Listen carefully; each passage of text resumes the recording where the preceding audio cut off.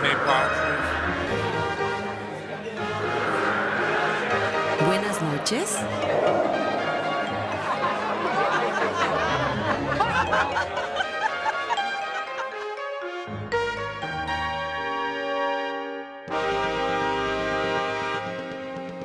This program was made possible by Azteca Foods and by contributions to your PBS station from viewers like you.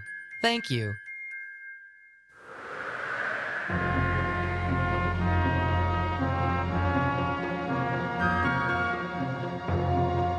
Each autumn, Mexicans celebrate a holiday called Days of the Dead. It's a time when the dead are said to return to be with their families once again in graveyards. The holiday is serious and sad, humorous and satirical, all at the same time. And to understand Days of the Dead, you have to know something about Mexico's history and culture.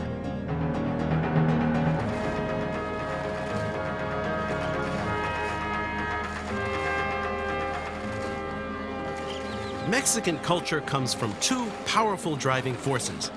One is the ancient pre-Hispanic heritage. It's always there. The other influence comes from the Spanish, who conquered Mexico and brought Christianity, along with their culture and their language. Days of the Dead is a holiday that reveals just how mixed, or mestizo, Mexican culture is. And nothing tells the story of Mexico's heritage better than the history of its foods. So it truly can be said that everything Mexicans are and what they eat are gifts from the ancestors. I'm Bruce Craig. I'm a professor who studies and teaches the history of food and cultures. And that means exploring the peoples and places from which they come.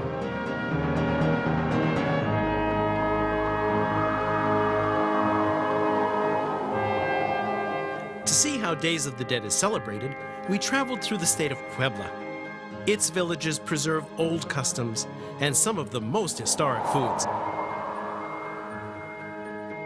Our journey began near the town of Quetzalan, in Puebla's northern mountains.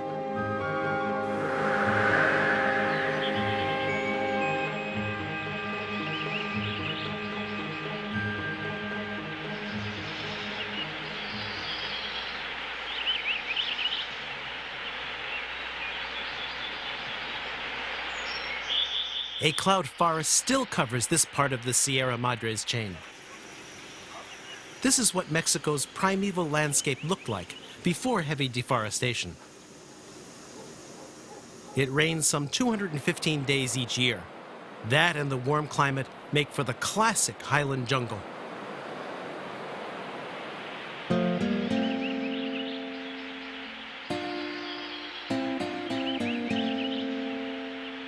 Days of the Dead is a holiday that links the past with the present.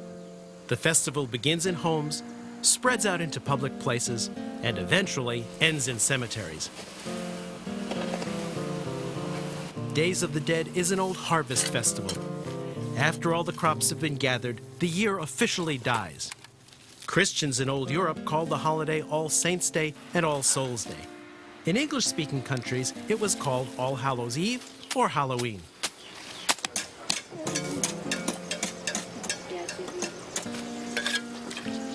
In most cultures around the world, this is the time to remember the ancestors.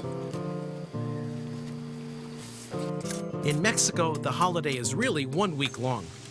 All during Days of the Dead, families clean and decorate the graves of their departed relatives. All are preparations for the return of the dead on the night of November 1st. And when they do return, they'll be welcomed with food, songs, and dances.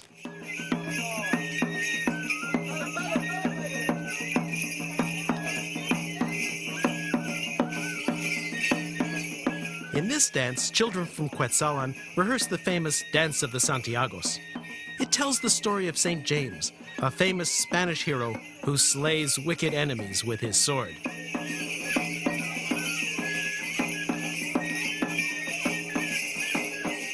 Red masks represent the demons.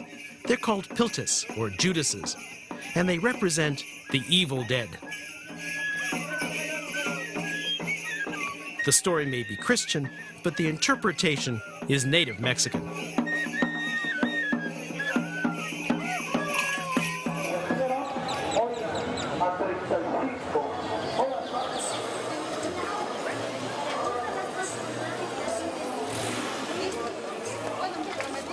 Quetzalan is a very old market town of the Sierras. Its name comes from the quetzal, a bird native to the jungles of the country and the symbol of a powerful ancient god, Quetzalcoatl. A vegetation god, he was said to be responsible for the rains that bring abundant crops.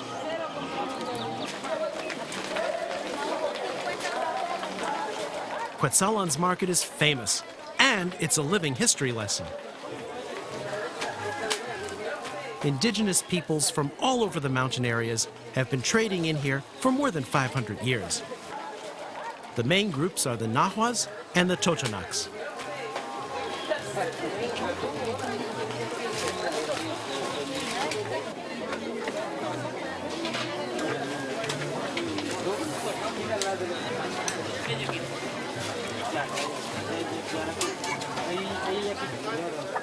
Our guide in Mexican cuisine was Chef Dudley Nieto. A native of Puebla, he loves to eat and prowl the markets. So this is when you have a bad experience and it's, you get scared. So this is like for the nerves, actually. Let's buy this. Espinosilla. ¿Cuánto cuesta el? Un peso. Un peso? Un momentito. Este es para la bilis. Para bilis. ¿Cómo se llama? Hierba maestra. Oh, this is yerba maestra. Hierba maestra. This is for bailos. When you have, you get upset like you always get. This is good for you. Okay. So esta le llamamos yerba mora. Sí, hierba mora. Sí. Y es bueno para los riñones. Sí, es bueno For para the kidneys. This is good for the kidneys. Uh-huh. Now, having cures for all of our physical and psychic dysfunctions, we continued on our journey. To infuse and to get some flavors out. So you crush cinnamon in your hands?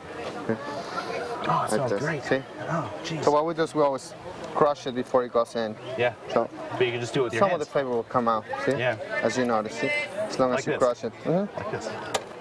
Good. See? The flavor is coming out. Pretty strong. Oh, it's See? fantastic. Great. Cinnamon is one example of Mexico's mixed food history. It's not a native spice, but was brought by Spaniards from India. Chiles, tomatoes, corn, and beans are all native plants, and they're the basis of Mexican cuisine. Spaniards spread these Mexican foods around the world. Tomatoes transformed Italian food, and vitamin-rich chili peppers all came from Mexico. These high food value plants revolutionized world diets, leading to population explosions and better health. In this way, ancient Mexico gave the gift of life to many nations. Cactus is also one of these gifts, and so is the guajolote, or domesticated turkey.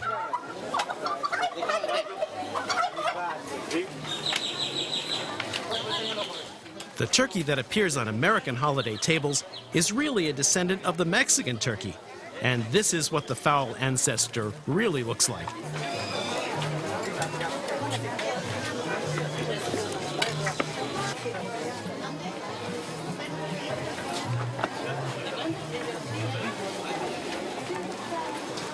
Quetzalan's Sunday market has always been held in the town center, but occasionally something special and very ancient also occurs here. A huge pole stands in the church square, and like the church, it's used for ceremonial purposes.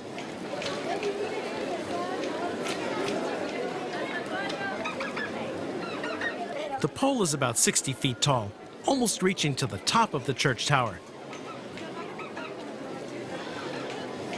The ceremony is called the Dance of the Voladores, which means the Dance of the Flyers. The tradition in Quetzalan is carried on by the Ramirez family. They have an informal school where ancient dance and song is taught.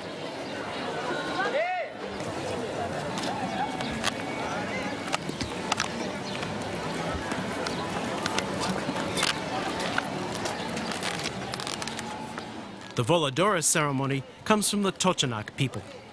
It's probably at least 1,000 years old, and it honors the gods who were responsible for the year's agricultural cycle. That is, the well-ordered rotation of the year.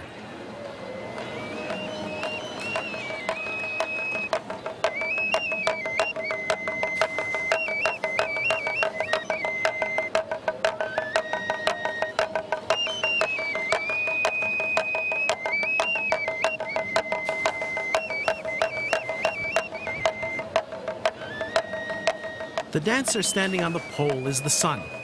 He turns 4 times to recognize the 4 cardinal directions of the cosmos.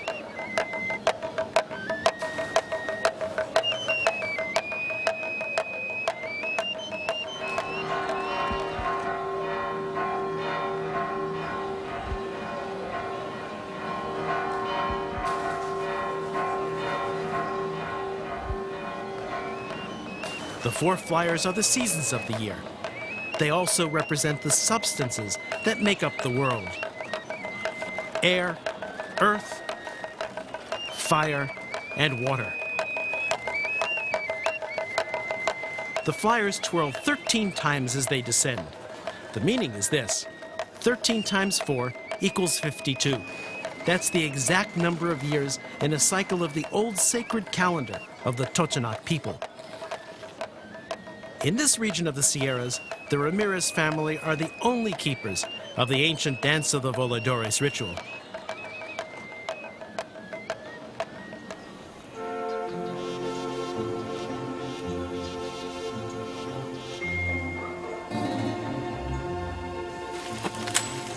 Produce for Quetzalan's market comes from the rich highland jungles. Jose Luis Mora has a plantation nearby. Well, it's more a tangle of jungle than a plantation, but it shows what the old natural mountain environment was like, with a few friendly European immigrants, like geese. Some of the native wildlife is not so friendly, so you always have to carry anti-venom serum.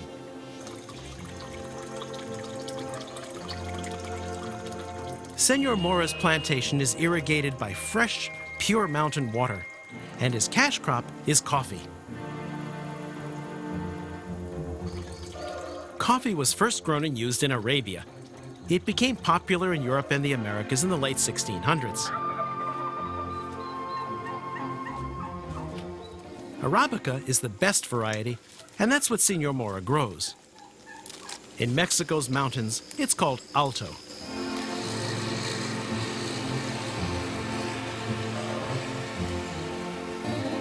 Not all the Sierras are jungle. Traveling further south from Quetzalan, open landscapes begin to appear. Like Quetzalan to the north, the town of Zacapoaxtla is also a regional market, only this one's a little more modern.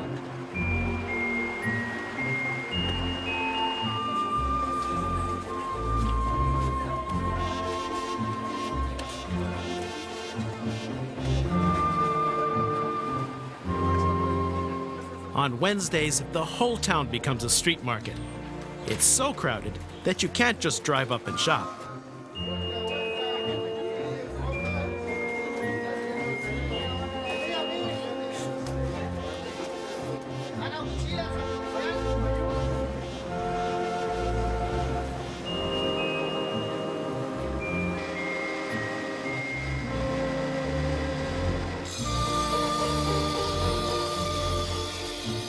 Symbols of the holiday are beginning to appear. Skeletons. Some are made out of wood, others are a famous Mexican art form, paper cutouts. But we came to Zacapoaxtla in search of a very famous regional foodstuff. And it took a while to find it. Her, actually. Maria Mora Sosa. No esperábamos. Every day she sits in her house with her girlfriends discussing the goings-on in town.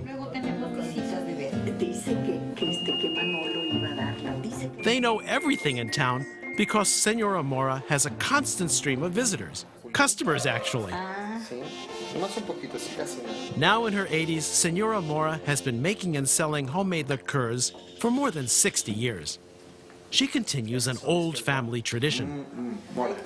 Locally made liqueurs are a specialty of the mountains, but everyone swears that Maria Mora's are the best.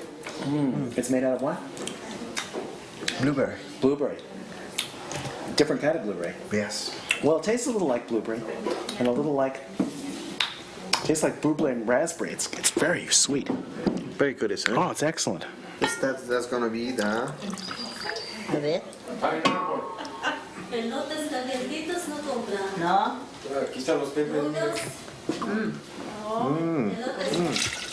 The most renowned version of these liqueurs is a tonic called Xolispa. It's made from a large variety of healthy herbs, especially wild mountain oregano. That the ingredients happen to be steeped in 60 to 80 proof pure alcohol most likely adds to the curative powers.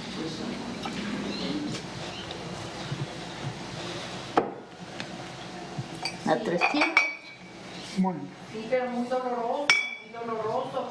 Luego se le acumuló sangre en los pulmones.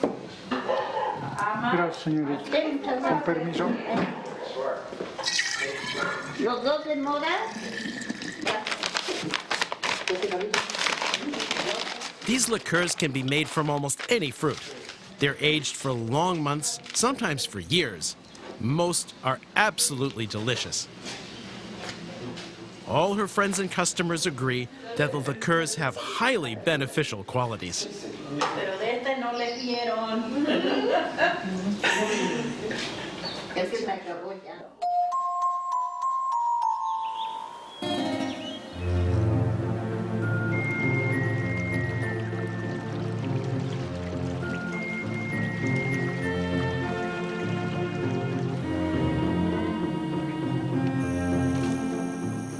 On the steep sides of the Sierras, farmers plant their fields. Theirs are not the best lands because ages ago their ancestors were pushed into the less fertile mountains by Spanish lords. The digging stick is the oldest kind of agricultural tool, not just in Mexico, but around the world.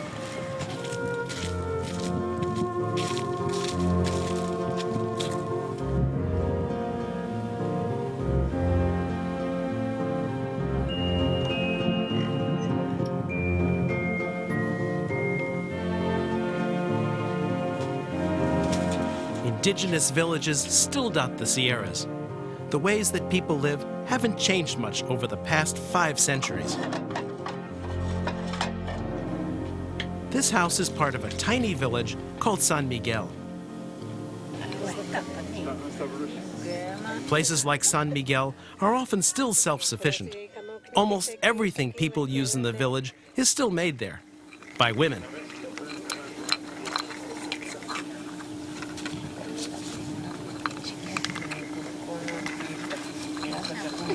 Wool thread is spun by expert fingers. They don't need machines or even spinning wheels to know when the thread is exactly right.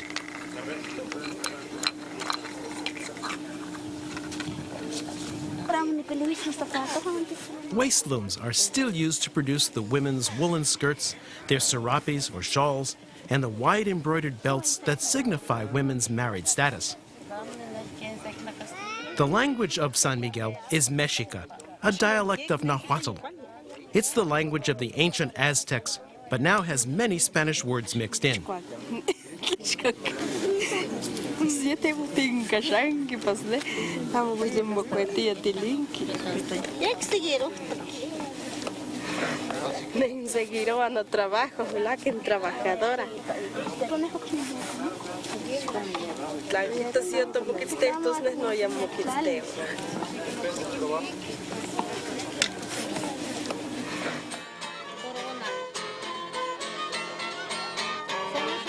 The pottery is made exactly the same way as prehistoric pots.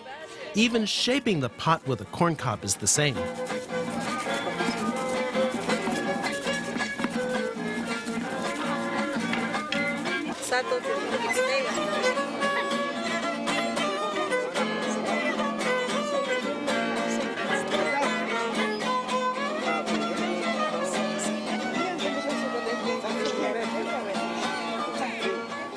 San Miguel welcomes visitors with old songs and a small dance, accompanied by food. This tradition goes back to pre-Hispanic times and was used to honor dignitaries and even the spirits of the ancestors during days of the dead.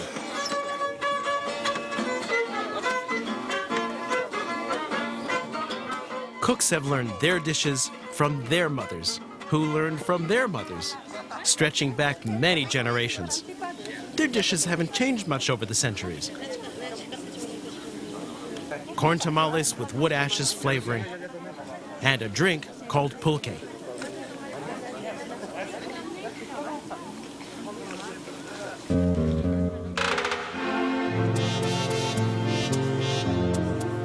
Pulque comes from the maguey plant. Because the maguey takes many years to mature and flower, it's also known as the century plant. In ancient times, maguey was used for everything.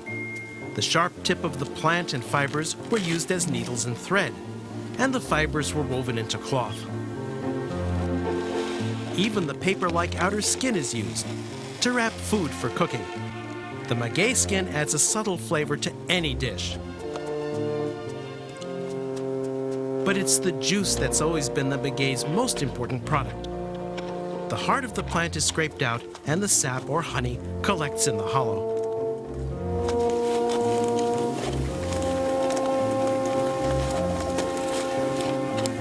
Ahora sí. Ah, bueno.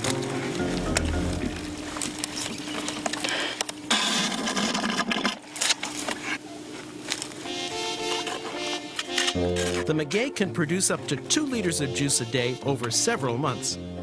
After the sap is siphoned out, it's allowed to ferment naturally into a potent alcohol. Pulque aficionados claim that the best varieties are made in villages. Ah, Hola Armando, ¿cómo estás? Bien. This is pulque. you first. Pulque. This is good. All the big city people warned us, don't drink the pulque.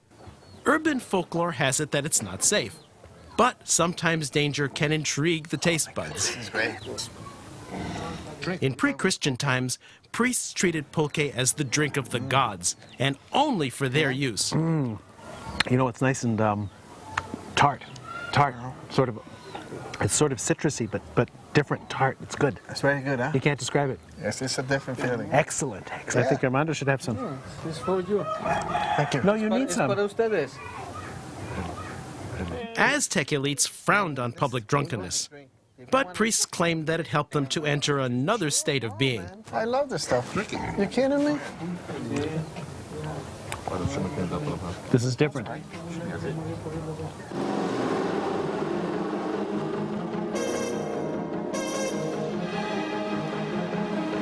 As we traveled across Puebla, we saw many roadside crosses and memorials. They mark the places where people have been killed in traffic accidents. One of the Days of the Dead celebrations is devoted entirely to them.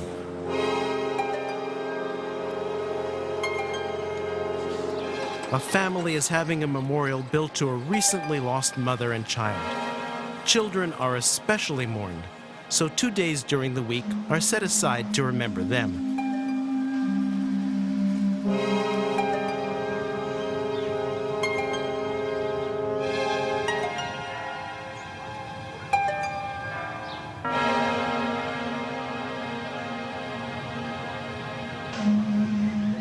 The small city of Cholula stands in the fertile valley of Puebla, and above it is a volcano called Popocatépetl. In ancient times, it was worshipped as an awesome god, and now that it's become active again, it's feared for other reasons.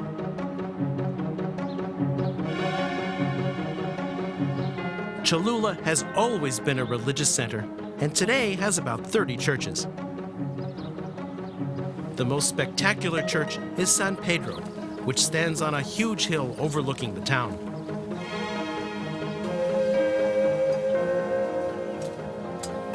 The fields around San Pedro are famous for their marigolds, the flowers of the dead, the flowers of memory.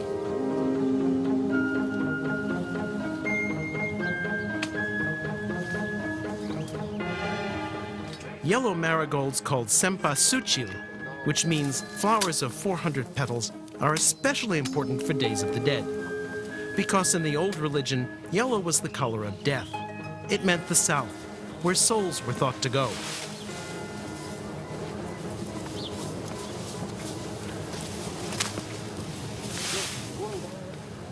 But these marigold fields hold another kind of treasure, tangible remains of the past. You know, everywhere you go, there are artifacts.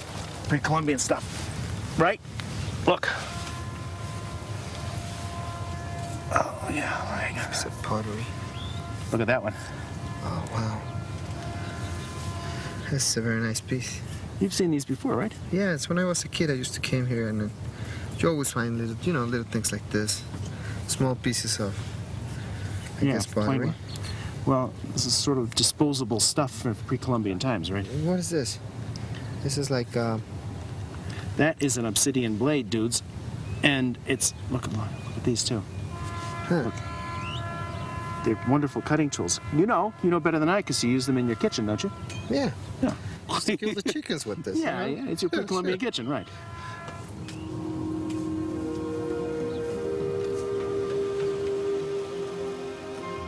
When the Spanish arrived in Mexico, they knew that one of the best ways to conquer a people is to control the way they think and feel about the world. And religion is a way to do it. The Spanish built their churches right over the sites of pre-Hispanic temples. The Church of San Pedro is not on a natural hill. It's on top of the largest pyramid in all Mexico. Spaniards destroyed Cholula's pyramid temple in 1519, and with it a great civilization and almost all of the ancient religious ideas.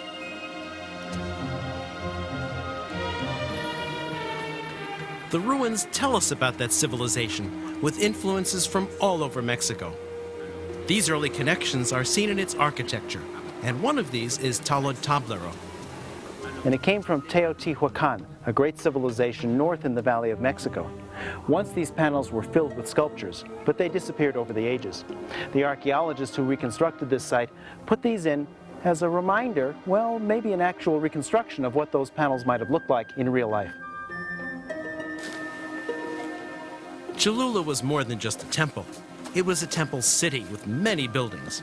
But not all the architectural history of Cholula is so obvious.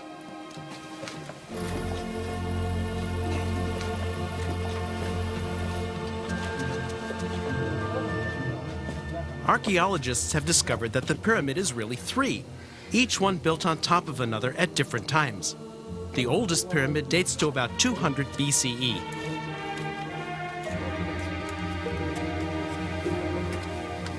Cut by archaeologists, these tunnels are remarkable. They're 3.5 miles in length. You're walking right through a vast man-made hill. Cholula's pyramid mound is the length of 4 football fields on each side. Well, look what we've discovered. It's about a 1,000-year-old market. This thing down here. People from all over Mesoamerica, from all the regions, came here to trade and to talk and to gossip and do what people do in markets. They brought their woven goods and a lot of foods. Chiles, frijoles, guajolotes, that's one of the few domesticated birds they had, the turkey, and a lot of other things. It's a fantastic place. Can you imagine what it was like, how colorful it must have been? Well, we're going to find a more recent one. Something like it, but something more recent.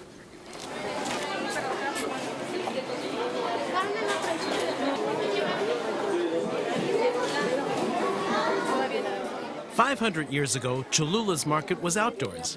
Today it's indoors, still colorful, and still one of the best in the state of Puebla. It's also a destination dining place for those who know where to find some great home-style dishes. Gracias. Okay, Bruce. What is this? Cecina. This is the raw. Well, It's a very tender. It's a very tender meat. is this raw when it's cooked? It's raw when it's cooked, and it has to be like meat, like medium rare. But taste it. It's very good. It's like salty. This is the way you eat it? Yeah. Okay. It's cured though. Oh yeah. Oh yeah. It's good. Oh, Oh. Isn't it good? very salty. Tell you. I know. It's like salty. It's like sort of like jerky beef. Jerky beef. Jerky beef, but cooked. Oh. How about you try? We tried this. What? Well, it's the stomach of the lamb. That is, of course, it's a stuff, and it's cooked with spices and chile.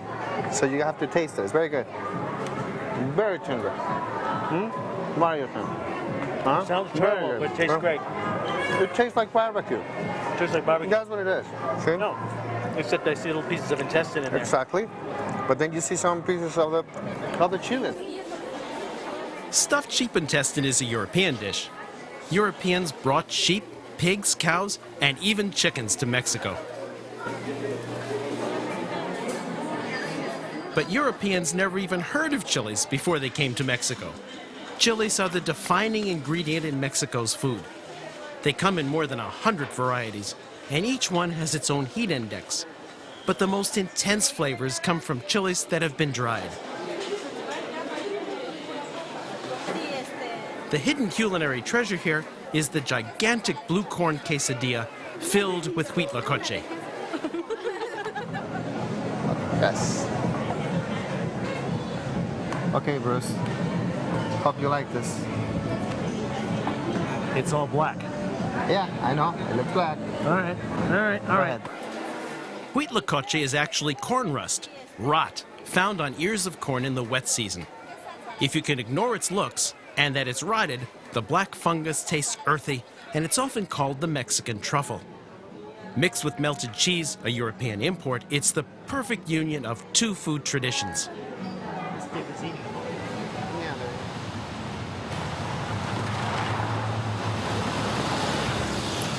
If Cholula was the ancient religious and market center, the nearby city of Puebla is the modern one.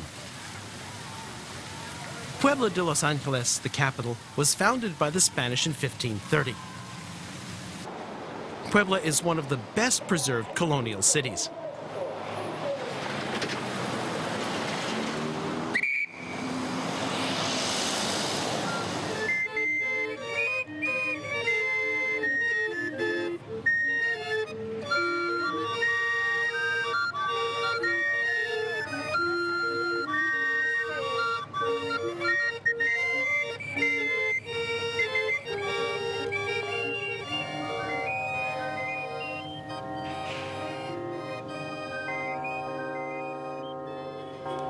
Religious symbols are found everywhere, in almost every aspect of everyday life.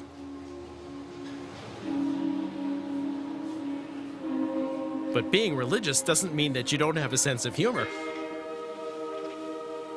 The images of death that appear during Days of the Dead season are meant to be ironic. The art reflects political and social themes, and it's often satirical. This kind of art grew up around the turn of the 20th century. It was invented by the great illustrator José Guadalupe Posada and made popular by the murals of Diego Rivera.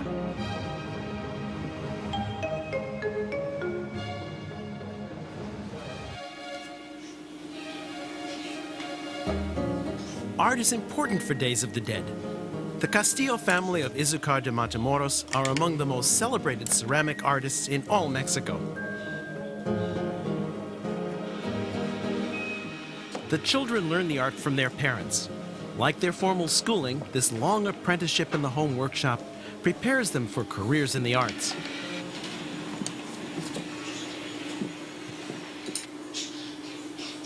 One of the things that distinguishes the Castillo's art is the vivid colors used in their work. The colors are all made on the spot from natural ingredients, in much the same way as the pre-Hispanic artists did. The red color actually comes from a beetle called cochineal. This little insect was one of the few animals domesticated before the Spanish arrived. It was used not only for paint and dyes, but in food as well.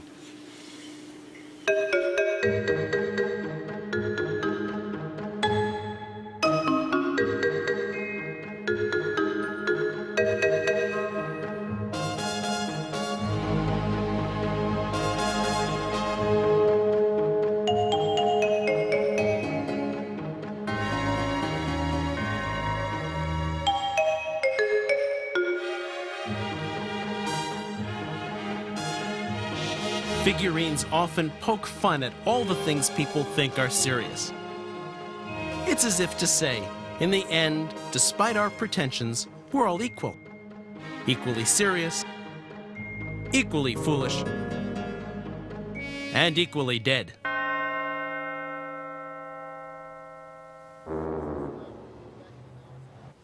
Once upon a time, in the days when humans were sacrificed to the gods, the skeletons were real.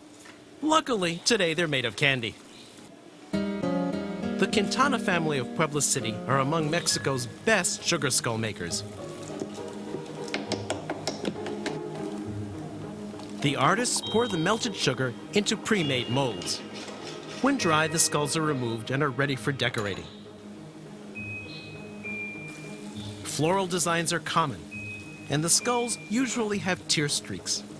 The Quintana brothers say that's because the dead are sad.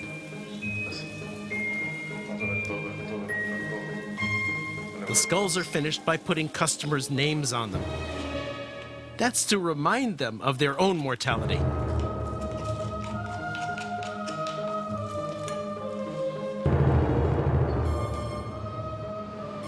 It is said that the dead cry because they miss everyday life. Especially they mourn for the food that they can no longer enjoy.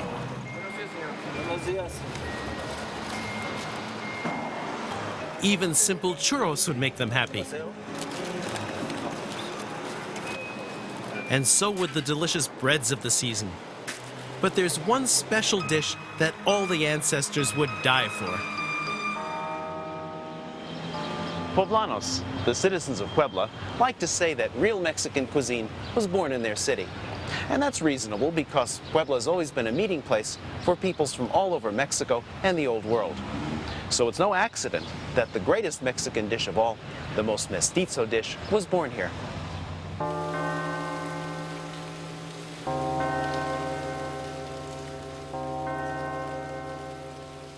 That dish, mole poblano, which means mole from Puebla, is said to have been created in one of the city's convents by nuns.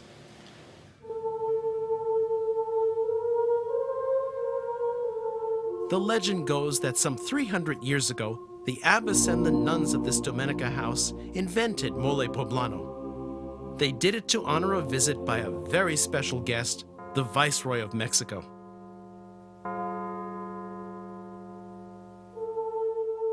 After many days of contemplation, the nuns came up with the perfectly Mexican solution. This original creation would make the convent famous.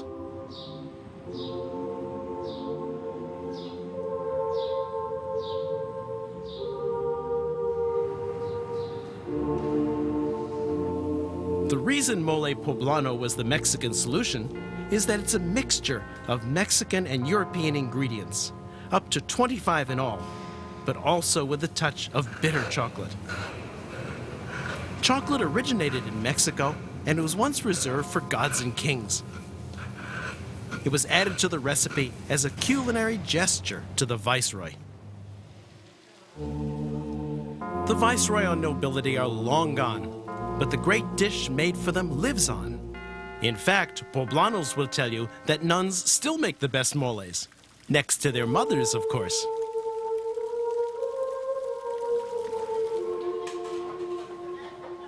Mole poblano is labor-intensive. To do it correctly takes up to 3 days. The final flavor is difficult to describe because of its different levels of complexity. It's rich, slightly sweet, and spicy hot.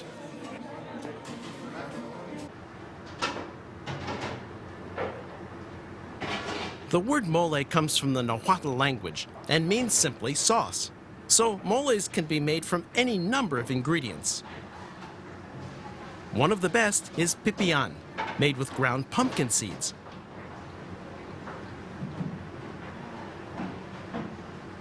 Good restaurants will have 3 main varieties of mole: pipián verde, pipián rojo, and mole poblano. During Days of the Dead, mole poblano is the favorite dish in all Puebla.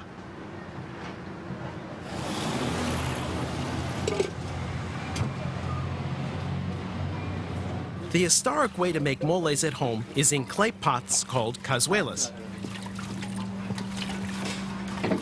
Traditional cazuela making is a dying craft. There aren't many independent makers left. This cooperative may be the last in the city of Puebla.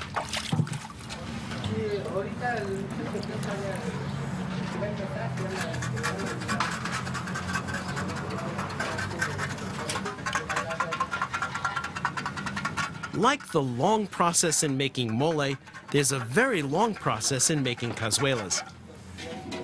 The pots are fired once. Some are then decorated with a thin, liquid clay called slip. Others receive a glaze. The finished pots will be piled into a kiln and fired again to make them fully fireproof. The kiln is more than 100 years old, but Angel Cortez Campos, the head of the cooperative, says that cazuelas made in the old kiln are still the best for moles. Hey.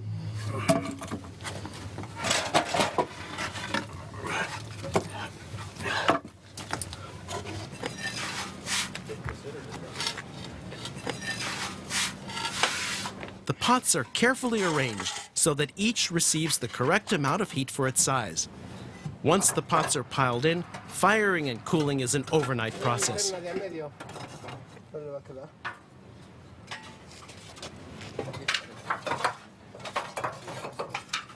Chicken or turkey smothered in mole is the traditional dish for the season.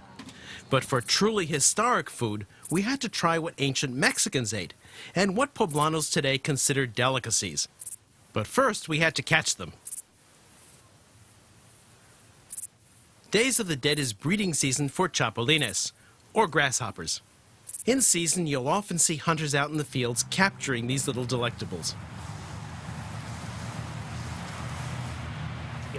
Insects are nutritious and almost all protein with very little fat.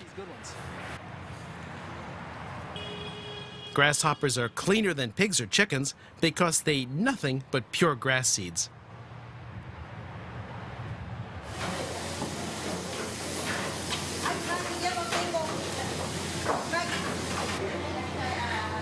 Grasshoppers can be found in markets and some of the best restaurants, such as the Fonda de Santa Clara. Se va a tronar la carne.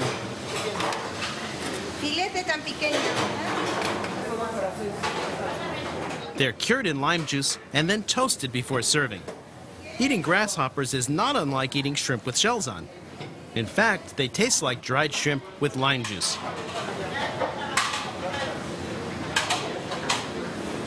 Grasshoppers weren't the only insects on the ancestral menu. Mosquito eggs, yeah.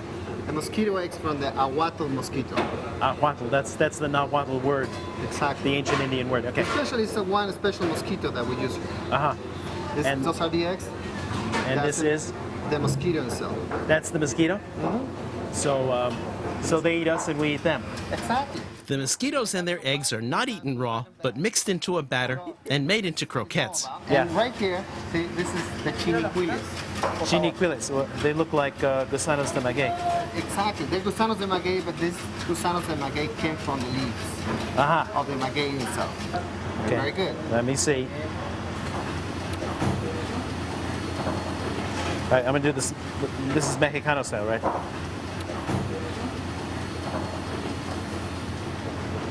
They're really good. Those are very They good. are really good. Meaty. Meaty. It tastes like mezcal and bacon. Gusanos de maguey are really larvae, and they're usually dried and cured. Other insect products require cooking. What look like small white jelly beans are really escamoles, or ant eggs. They come from a species of large red ant that lives in dry lands, and they can only be harvested in certain seasons. The usual cooking method is sautéing. They hardly need oil because they're naturally fatty. Escamoles have the texture and taste of what the ants feed upon, corn kernels. For thousands of years, insects have been part of the Mexican diet. But nowadays, they don't often appear on the special places where food is offered to the ancestors, on their altars.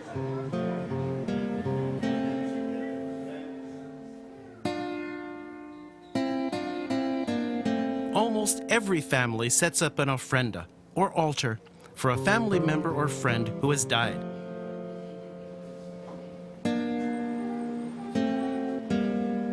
On the days just before November 1st, pathways made of marigold petals are laid down. Flowers are meant to lead the spirit of the dead into the house, up to their own altar. For the dead are said to be drawn by the sweet smell of marigolds and by their bright color.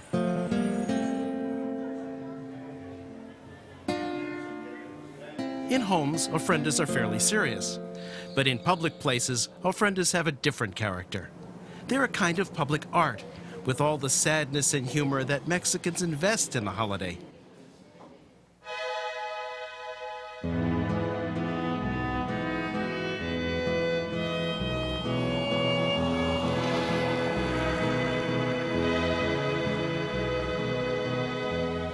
For the climax of Days of the Dead, we headed to the most southerly part of Puebla, called the Hotlands.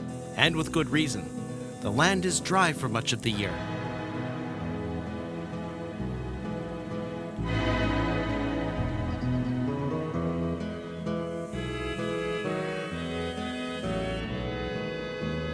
We were going to the town of Acatlan. Here we would spend the ultimate night, in a graveyard. It's here that families gather to wait for the return of the spirits. Acatlan wouldn't be found on most tourist maps. We came here because the people still practice the old customs of Days of the Dead.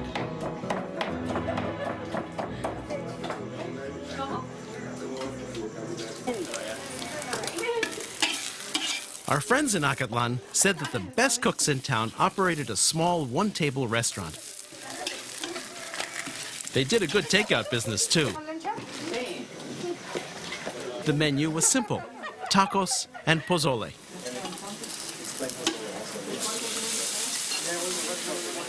Pozole is a soup that's made by boiling a pig's head for long hours. The soup is seasoned with chiles and herbs and then loaded with plump corn kernels called hominy. This being Thursday, Pozole Day in much of Mexico, of course we had to try it.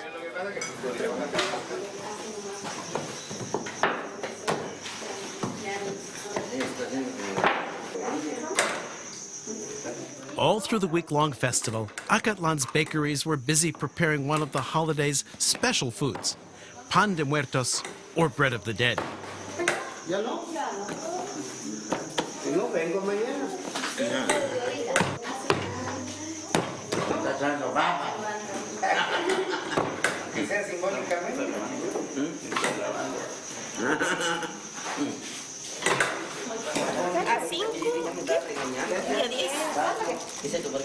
Bread of the dead comes in several forms. Some are round raised loaves. They're said to be the very shape of human souls. Other breads are flat. One, more like a large soft cookie, is shaped like a fat child with tiny arms folded on its body. The form comes from pre-Hispanic art. The yeast-raised bread is a European addition. As for the colored sugar, well, what better for the dead than the color of blood, the symbol of eternal life?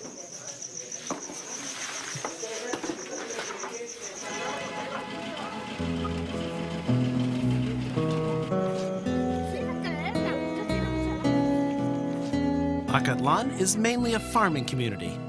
Peanuts, honey, sesame, and pumpkins are all grown in the region and go into making various all-natural confections. In fact, these candies have made the town famous. Incidentally, the peanut is another native of Mexico.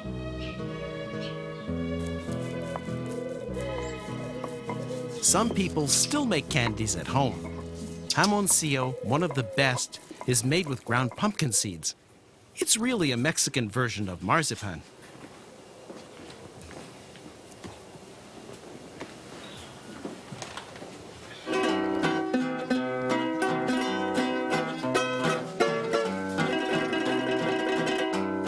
A respected member of the community has just died. A history teacher for many years in Acatlan's high school. His friends have built an ofrenda in his honor.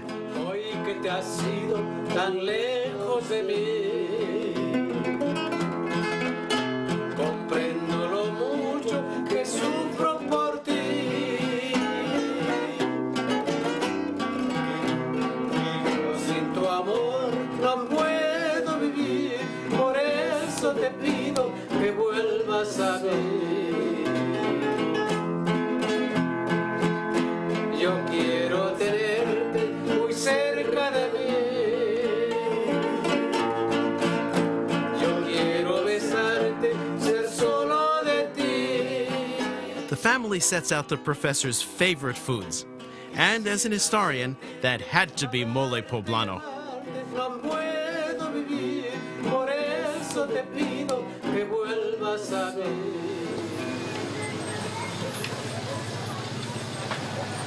All the preparations for the entire week have been leading to this night, when the dead finally return to be with the living, after midnight, on November 2nd.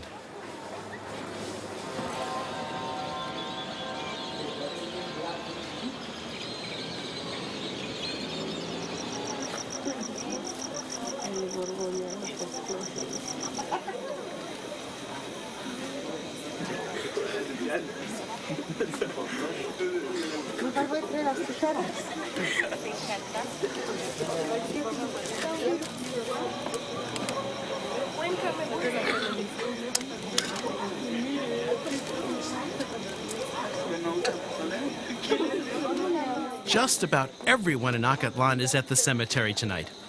They're prepared to stay up the whole night. And family members have come home from all across Mexico and as far away as the United States. I think in this town is the original tradition. And in the cities, the traditions are, how can I say, distortion. And this is the original, I think. I really like all this. I born in Mexico City, but all my family is here, and I really like it. Vázquez, acá estamos hablando, Osorio Puebla. Toda la familia, González Herrera, Brenda, las veladas, falta el pan, la naranja todavía no. Luego date la vuelta porque hoy tenemos les vamos a traemos café, tamales. Dos cabelines. De la tradición de los Todos Santos. A cada año acostumbramos a hacer estos tamalitos de cabecita de cerdo, muy sabrosos para las personas que gusten o nosotros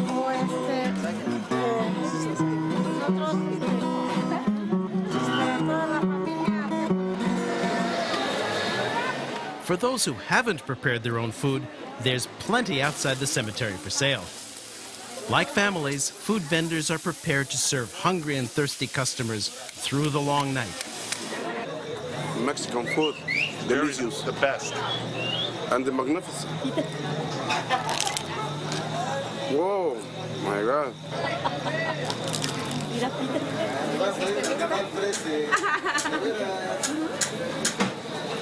Ideas and their symbols run deep into Mexico's past. Pre-Hispanic religions said that death was not the end of life. The bones of the dead were like seeds of corn. From them came renewed life. That's one reason why traditional Mexicans believed that the spirits of the dead really did return.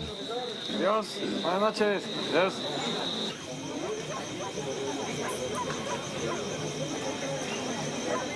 Clouds of burning incense smoke hang over the cemetery. In Mexico, the incense is copal. Copal is a pine resin that was used by all the pre-Hispanic peoples during their ceremonies. In some traditions, the smoke draws the spirits of the ancestors back. In others, it signals their departure.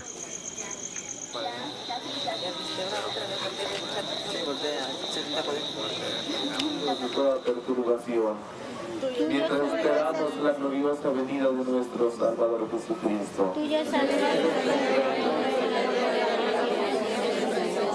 Señor, Con vosotros estáis, no reconocéis con vosotros. Just before dawn, the communion service is held.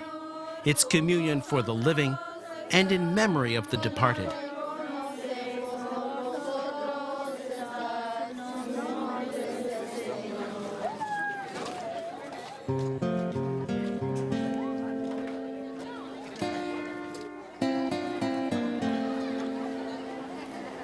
Memorials for the dead will continue through the next day.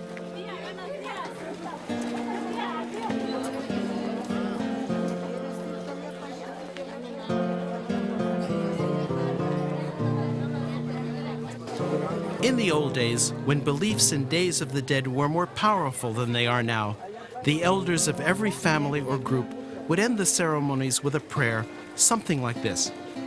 Benditas ánimas que nos han visitado, perdónenos nuestras culpas. Blessed souls who have come home, forgive us our misdeeds. Blessed souls who have shared our humble food, watch over us. Blessed souls, do not forget us, and return to us at this time next year.